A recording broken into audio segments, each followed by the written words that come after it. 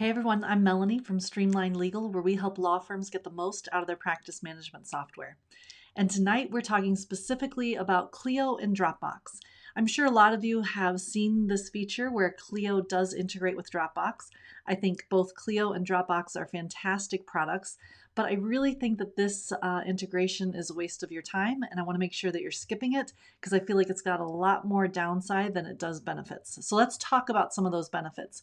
Now, when you do integrate Clio and Dropbox, one of the nice parts is that it does create your client folders within Dropbox. So Clio will automatically, when the integration is created, and also when you create new matters after that, it will create folders for each matter and for each client in your Dropbox automatically, which of course is a great benefit. And so the second thing that people usually enjoy is that the team, if you have a team, of course, then your team can access those files that are integrated with Clio from Dropbox without having another Dropbox account. So as long as they have a Clio account, they can log in there. They'll see all of the documents in your Dropbox that are integrated with Clio, and they'll be able to access those documents and use them again without purchasing another Dropbox account.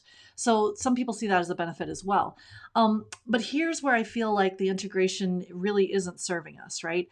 The first thing is that when Clio does set up those automatic folders that we talked about, it dictates how those folders are structured and where they go within your Dropbox. So for example, I cannot separate my opened files from my closed files because Clio dictates how those folders are set up with all the clients and all the matters together.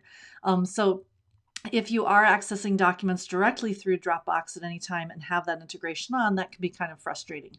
The second thing is that if you are actually using Clio to access those documents in Dropbox, using the integration that we talked about, then it's really a pain to work with those documents. It really is not practical. And in fact, I'll take you over to the Clio screen here and we can see for a minute that when I do pull up documents here, and I come over to the Dropbox tab. So I'm looking at the documents that I have in my Dropbox because I have the integration turned on. You'll see all the different clients here. And again, we have the open and closed clients and files all together. I'm going to click on one particular client to open up one of those matters. And now let's say I do want to open up this Word document, maybe do some work on it, edit it, whatever. I can click on it. It will then download to my computer. I can open it, edit it, and then I have to upload it again into Clio or into Dropbox through Clio if in fact this is the way that I'm accessing these files. And so for me, that might work well like in an emergency situation or last minute kind of thing, but it really is not practical for me to be operating and working with documents in that way on a regular basis. The next thing that I really find can be a challenge is that when you do create that integration and put that integration together, then Clio is going to populate folders in your Dropbox.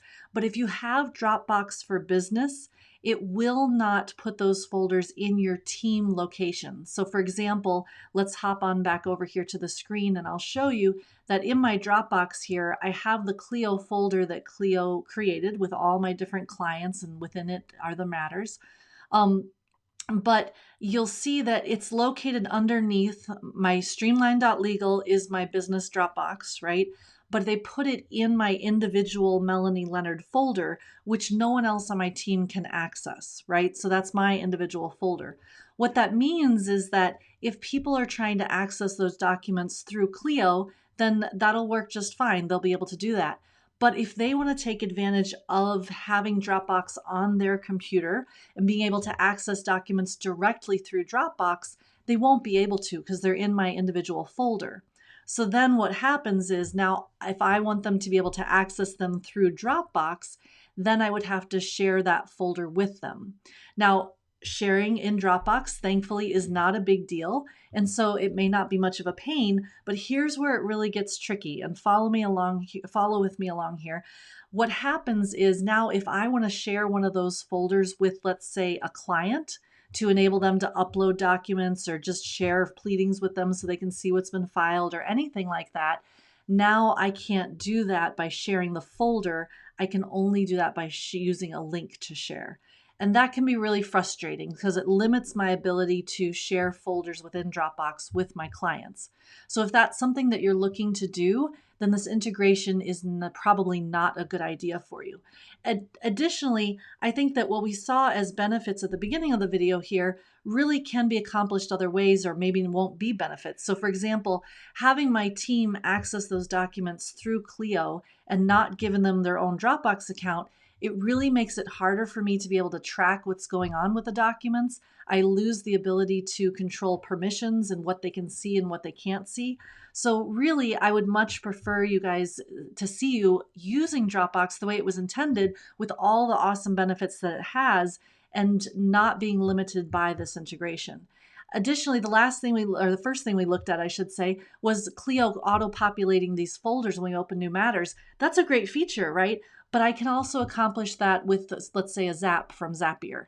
And in that case, now I can have Zapier create my folders automatically, and I don't have to worry about, not being able to share them with clients, or, not being able to organize them the way that I want in my Dropbox. So I really feel like while the integration can serve a couple of purposes, you're really limiting the benefits of Dropbox when you use the integration as your main source of document access.